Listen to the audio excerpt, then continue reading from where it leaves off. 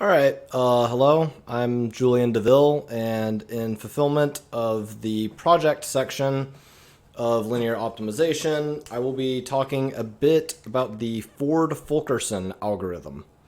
Now I'm going to start with a brief introduction to graph theory, as I have written here, and you may or may not be able to read that well, so I'm going to switch markers.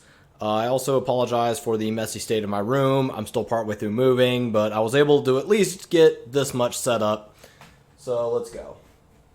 So first, we start with a set S. Now, I'm assuming that people here are familiar with basic set theory. So what we're going to do is we're going to establish some sort of relation on S. Let's call it R. And let's say that we have U and V in some set S. Then we're going to say that if U is related to V, we don't really care about this relation. Then we're going to say that there exists an edge. I'm going to say from U to V, but thus far we are still talking about normal edges. We haven't applied any kind of orientation yet. So we have a set with a bunch of things, and we can take them pairwise and say that there are edges between them. Now there is a strange subset of graph theory called hypergraphs, where we can have more than one thing in this relation. We can say like U, V, I don't know, S, R, whatever, and you can have an edge that looks sort of like a plane that goes between them. But this is uncommon, and we're just going to stick to the basics here. Now, we're going to change the name of S to V of G as a set of vertices, or we can use the more technical nomenclature, dots. And then we're going to have E of G, where we call those the edges. Now, these two together will give us the graph G. I will draw a quick example. Let's say we have something like this. All right, and I'm going to call these A, B, and C. Now, we could say something like S equals a set A, B, C, and then we can say A is related to B, B is related to C, but this is messy and impractical when we're talking about combinatorics problems. Instead, we can draw this nice little thing, and we can start to assess the patterns of these vertices and edges between them, as opposed to just talking about a bunch of relations on sets. Now, in reality, this graph is actually called P3. It's just a path of length 3. Another nice thing about graph theory is we can name classes of graphs like that. So, there are the basic, very, very basic definitions of graph theory. Now we're going to introduce a couple more of them. Bear with me.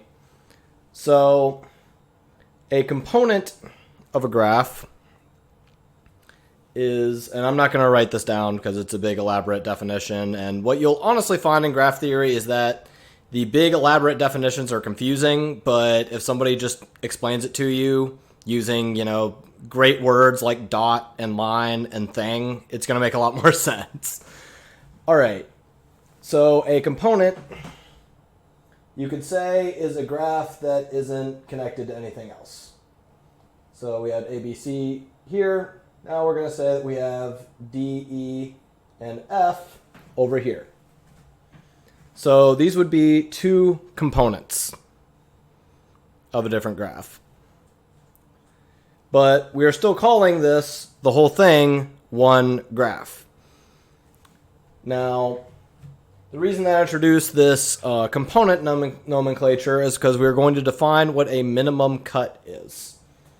So in this case, we don't need a cut to make these two separate because they already are.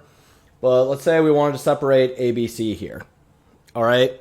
So you want to make it so that there is no path from any one of these to all of the other ones. In that case, let's just arbitrarily say we cut out that one. All right.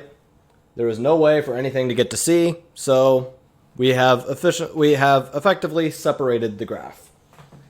Now, I'm going to have a more elaborate example here because this is kind of trivial.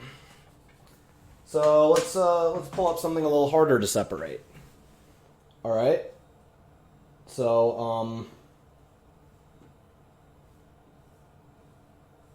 this is the graph K4. You may see it drawn as like a cube with like an X through it, but I'm choosing the planar representation to make this a little easier to look at least for what we're doing. So we're going to call that A, B, C, and D. Okay, now let's say that we want to find a minimum cut of this graph. Now, what you may notice is that every single one of these vertices is connected to every single other one of these vertices. That is why it's called K4. We call that the complete graph, meaning that every dot is connected to every other dot. So we can say that a minimum cut then is going to have to be, you can pick 3 edges about some vertex, and you can just sort of, in lieu of writing a proof, you can just sort of think about it. Well, there's no way that I can do this with just 2 because every single one of these vertices has 3 edges coming out of it and is connected to every other vertex. So if I cut, let's say, just 2 of these, let's say we cut AB and DB, then you could still just go to C and then have a path back over to the other 2. Now, I've also done this with very small graphs so far. So imagine that we had something like, we're going to take Facebook, like their entire population, as our set, and then we say there's an edge between them if people are friends. How are we going to find a minimum cut of that graph? That will not, in general, be an easy thing to do. And that is why we need to come up with algorithms that can do this nicely. Now, as I suppose you could say, part 2 of the terminology I'll be introducing is the idea of a weighted graph and of a flow. So I'm going to draw another very basic graph.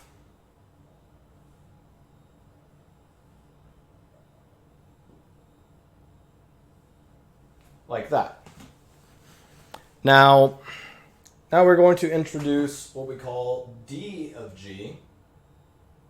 Oh, I should get these letters. A, B, C, D.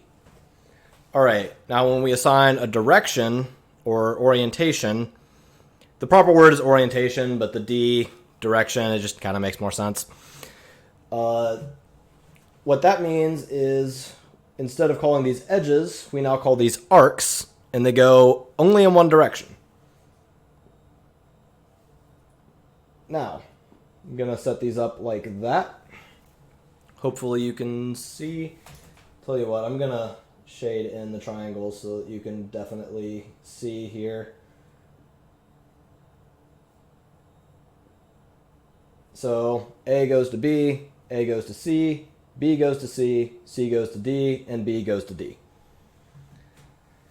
So now when we talk about finding a path to places, that's a little bit more meaningful. Now, you may notice that there is no way to get to A from anywhere else. That is to say that all of its arcs are coming out of A. So we call that a source. And, forgot to shade one in. And you may also notice that on D, everything goes in to D. So we call that a sink. Now, this is going to introduce a class of problems called min and max flow problems. But there's one more thing we need to introduce. we are actually going to be putting a function on e of g, and we're going to say f of e of g, and we're going to say that f goes from e of g to keep things simple, let's just say the integers. The algorithm that I will introduce later will actually work on the rationals, but it may not terminate. And if you're very interested in that, you can look up the Ford-Fulkerson algorithm on Wikipedia, and they have an example of it going in an infinite loop. And so we have f from e to g of z. We're going to say that f of... Now we have to be careful here, because this is an ordered pair. This is not a function on two vertices. And we're just going to say, w there. All right? And we're going to call that the weight of an edge. Now, again, this is fancy algebra, set theoretic type stuff. Simple explanation is, now we're going to put numbers on the lines. So we're going to say this is a 3, a 2, a 3, I don't know, a 4, and another 2. All right? Now, there are a lot of different things you can do with these edge weights. You don't even need them to be directed to apply edge weights. It's just usually when you're talking about a weighted graph, you're talking about an oriented one. There's some interesting results in that where people have been using that for chromatic graph theory, but don't worry about that. Now, we can start talking about things like, okay, so if we assume that these numbers are the maximum capacity of, say, fiber optic cables, then how much stuff can we send from the source to the sink? Now, we had a problem like this, just like this, in fact, in our homework. And we were told to do it by visual inspection. Let me get my other hand in there. And as many of you probably did, you could just say, okay, well, up to 6 things can go into the sink, and up to 5 things can come out from the source. I don't see a reason for it to get more complicated than that, so we're just going to say 5 is our maximum. And, well, you're not wrong. But this is a very, very simple graph in which we could just eyeball it. Not to be confused with the formal definition of simple graph, which actually, yes, this also does fulfill. Good. Non-simple graphs, you can have multiple edges going places, and we will actually talk about that in a minute. Now then, we have established minimum cut. We have talked about weighted edges, but now we need to define a flow. I can tell you right now this graph is not a flow.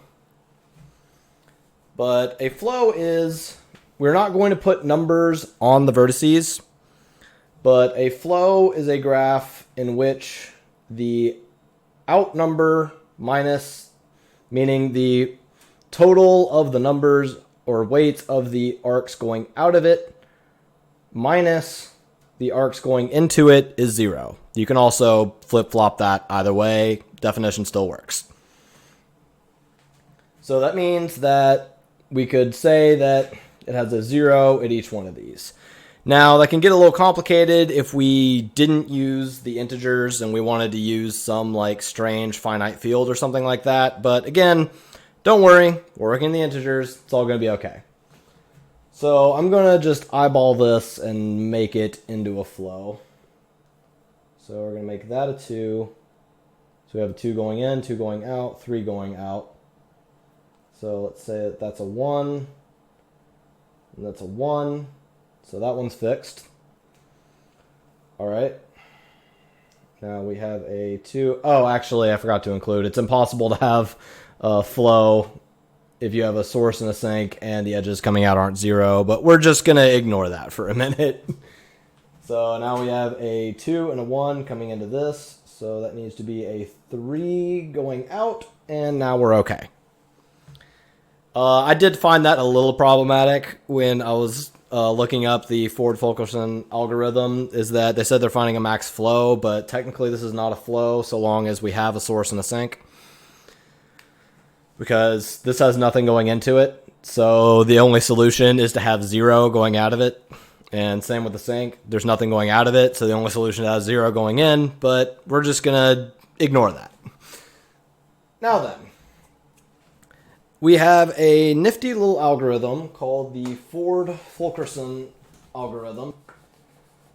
If I were teaching a real class on this, I would put this on a handout because it's very messy when it's written out formally. And also the messy formula isn't too useful in telling you what's going on. So instead, I'm going to just whip up an example and we're going to go from there. Gonna give myself a little bit more space here because I'm going to be making a slightly bigger graph and my writing is going to get a little less than pretty. Sorry about the flickers. It's an autofocus camera and it keeps thinking it's really dark in here or something. So, I'm going to have one that goes like this. I'm going to try to make it complicated enough that this is interesting, but simple enough that things don't get too tedious. Now, since I'm just doing this off the top of my head, this may or may not be meaningful in that we may or may not end up using all of the edges. So let me letter these up here. A, B, C, D. I'm going to underline A and D because those are our source and sink. Or they will be once I apply direction. Got myself there. E, F, and G. Alright. Now we need to make that a source. We need to make that a sink. We need to make sure that there's at least a path. So we're going to say that. Now, I'm going to throw on these edge weights at complete random. Well, not true random because I'm a deterministic machine. At least that's my philosophical bend. So let's see, 2, 3. Actually, you know what? I'm going to put big numbers here. I'm going to see if I can fool our earlier intuition.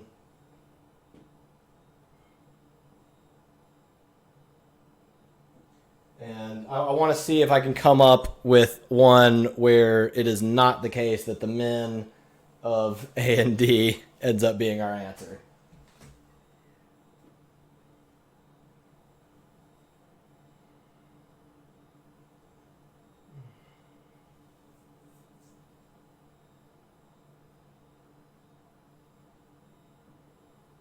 All right.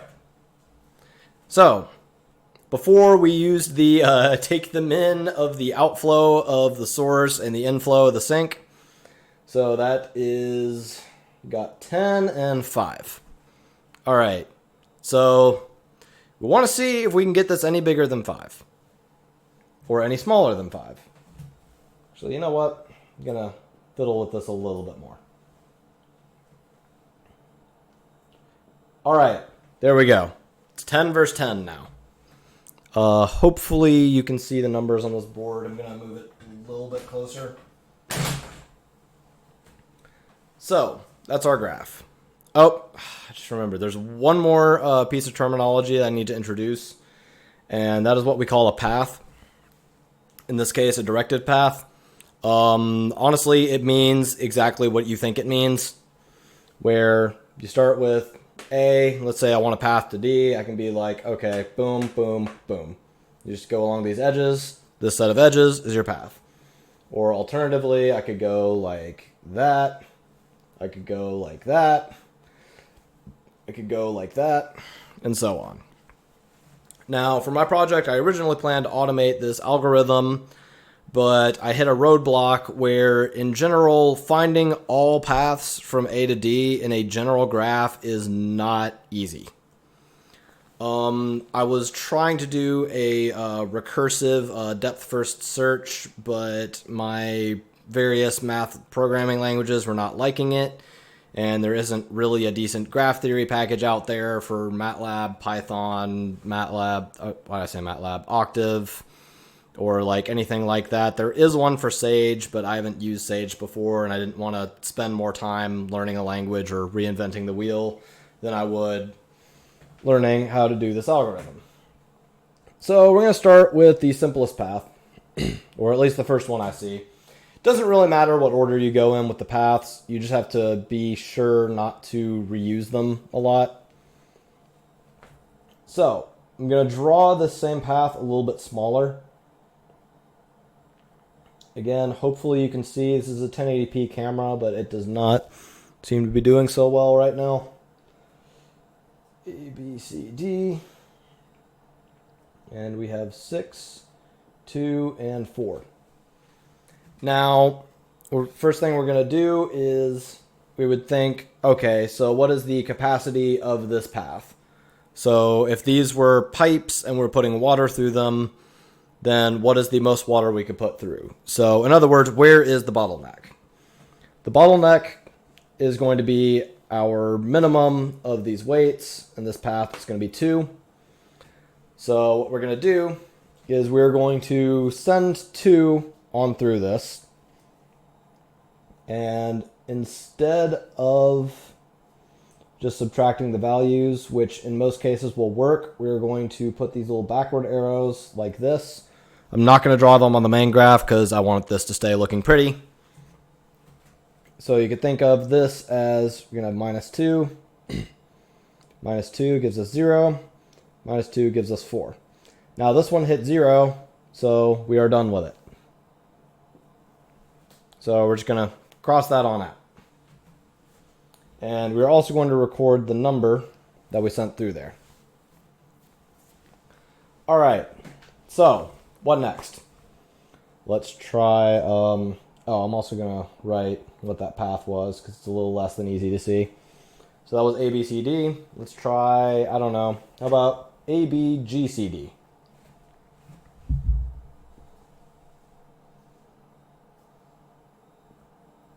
All right, so that is going to look like this.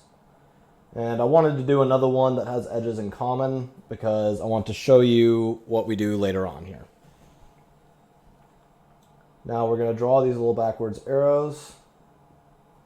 And the reason we do that is because we might end up changing our values again later, and we want to remember how much we subtracted by.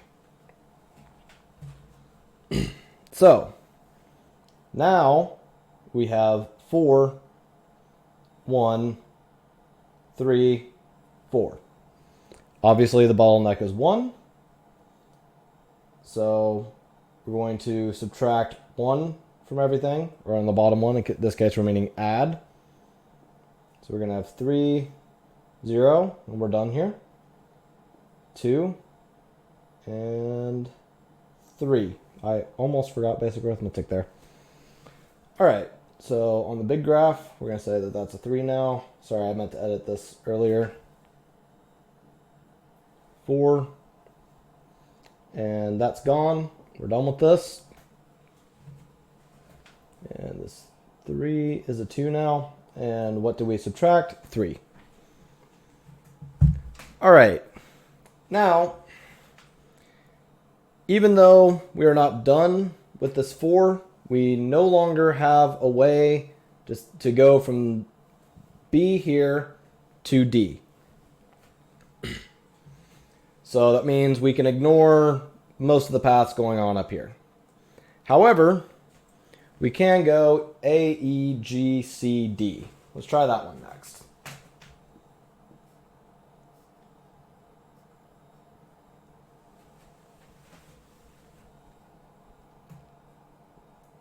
So, got that. And what do we have here? We have 4, 2, 2, and actually, you know, I want to be consistent with the whole back arrow thing, so I'm going to put all the numbers on top. All right, And the bottleneck, we have a tie here. It's 2. We are actually going to eliminate 2 edges in this step. Isn't that exciting? So we're going to say 2, 2, 2, 2.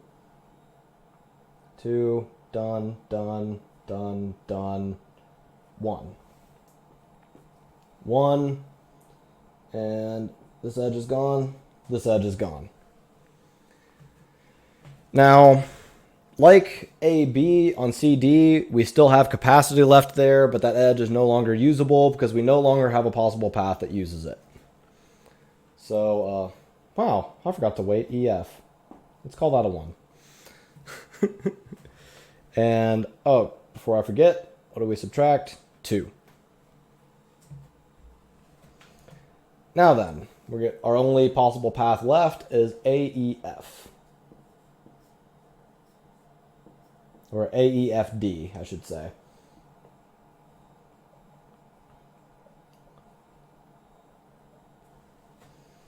So, it's going to be a 4, a 1, then a 6. Our bottleneck is 1. So we're going to put a back arrow 1, back arrow 1, back arrow 1, which gives us a 3, a 0, and we're done, and a 5. So we have 5, gone, and 3. Now then, let's see, what do we subtract? 1. So, what we can actually do now is when we sum these values right here, we are going to get our maximum flow. So that's going to be 5, 7, 8. Ha! It wasn't 10. All right. So now, as you can see with this entirely impromptu example, it may not be as simple as just looking at these numbers. If nothing else, you could have more than 2 edges coming out of here, but I wanted something that could be done in a timely number of steps here. Now then, you may have also noticed that we were crossing out edges when they hit 0. Now, if you look at this, we have crossed out all these edges. So now what I'm going to do is I'm going to redraw the same graph without those edges.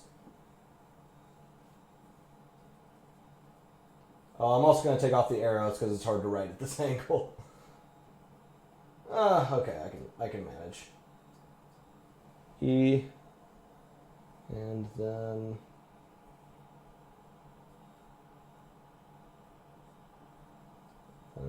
D, C. Now, what's going on here? This is now in 2 components. So what we actually found here also was the minimum cut. This is a 2-in-1 algorithm. It gives us 2 different, very useful things to know about this graph.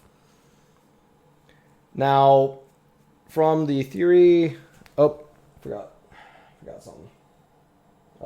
That edge right there is still there. All right, there we go. In your edge cut, you should never end up cutting any vertices, so that's an easy way to check for yourself. Now, it could be that you happen to cut all the edges from a vertex, in which case you still put the dot just floating in space. It's just not connected to anything. So we have now separated this graph. Separated is the term we use when we take a connected graph, meaning it's one component, and we split it into 2 or more components. So, with this out of the way, in this, I don't think I can quite reach down there elegantly, so I'm just going to write kind of tiny up here a sort of layman's terms of how you do this algorithm. So 1, we pick a path. All right. And then 2, once we've picked a path, what did we do? We take the minimum of the edge weights on that path.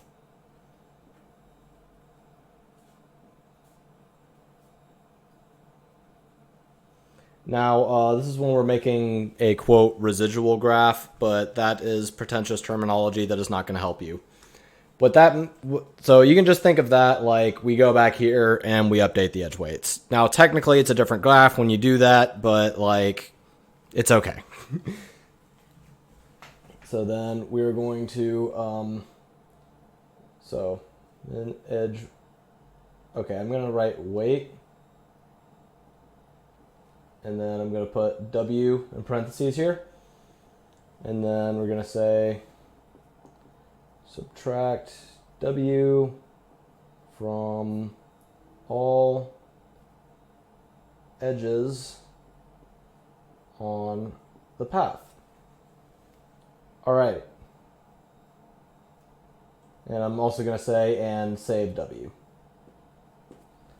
I don't think it was actually written in the formal steps that you just happen to be able to add these up and get the final result, but that will be how it works.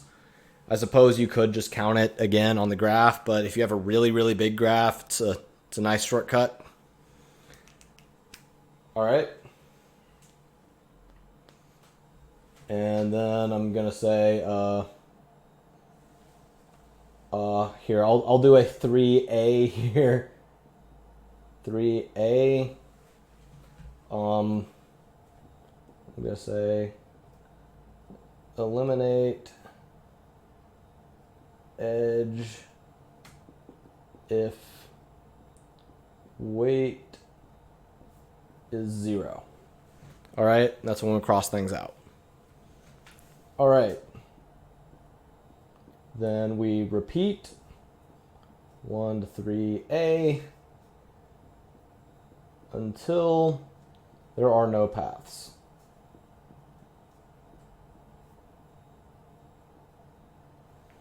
All right, so we do that until there are no paths. And then this isn't really a step, but I'll just add a concluding step. Sum of W is max flow and and eliminated edges are a min cut. Cool. Now, you may notice, oh man, that's why I was hoping I didn't get the original graph too messy. If you rewind the video a couple minutes, you can go back and see what these edge weights were. And you can see that these were definitely not a flow. You know, excluding my whole source and sink hang up. See, we got 6 coming in here, 2 coming out, 1 coming out. Nope, bam, no flow. But now, if we account for, oh, okay. Let me think about this a minute. Oh, that's right. That's what these backwards ones are. So the backwards going edges should make a flow. So that is about it for the Ford Fulkerson algorithm. If you have any more questions, I guess you can email me. So that's about it. See ya.